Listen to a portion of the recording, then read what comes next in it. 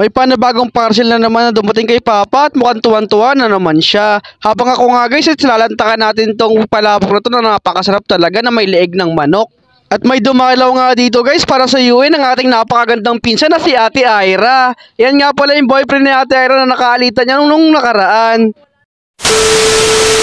What is up guys? For today's video nga hapon na tayo mag-umpisa mag-vlog. At dahil hapon na nga guys, pumili na ako ng aking merienda. Ito nga pala yung nabili ko guys, is palabok na may leeg ng manok.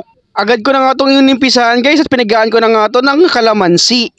Hinalo ko nga lang pala ito ng kaunti guys at sumubo na rin ako dito at napakasarap nga ng ating palabok for today's video. Isa nga rin pala guys sa mga paborito kong merienda itong palabok. Paki-comment naman guys kung ano pinaka-paborito nyong merienda tuwing hapon. Nakipaglaro nga lang ako saglit dito kay Arian.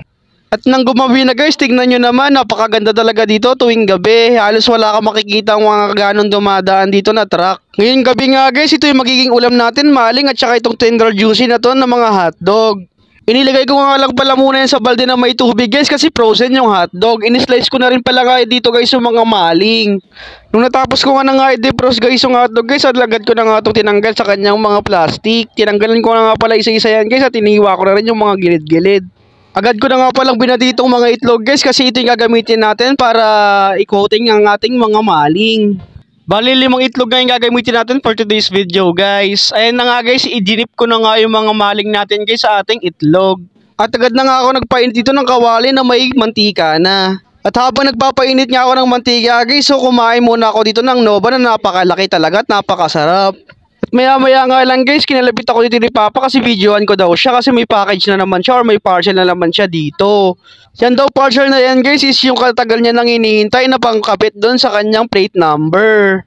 At dito nga guys, uminit na nga yung mantika kaya isa-isa ko nang nilagay dito yung mga maling. At syempre, papass forward natin yan. Ito nga, luto na nga yung mga maling guys. Isinunod ko naman tong mga hotdog. Malalaki nga pala guys yung mga hotdog na nabili ni Mama at hindi ko sila mapagkasya lahat.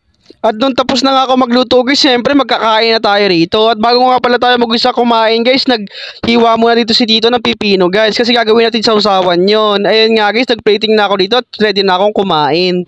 Napakasarap nga pala yung nagawang sa usawan na dito guys. At sulit talaga yung pagkain natin for today's video. Nung tapos na ako kumain guys, nakita ko agad tong si Ate Ira. Bibidyoan ko kasi siya guys kasi nandito si Raymar. Nandito nga pala si Raymar guys para suyuin si Ate Ira. So hanggang dito na lang to video na to guys.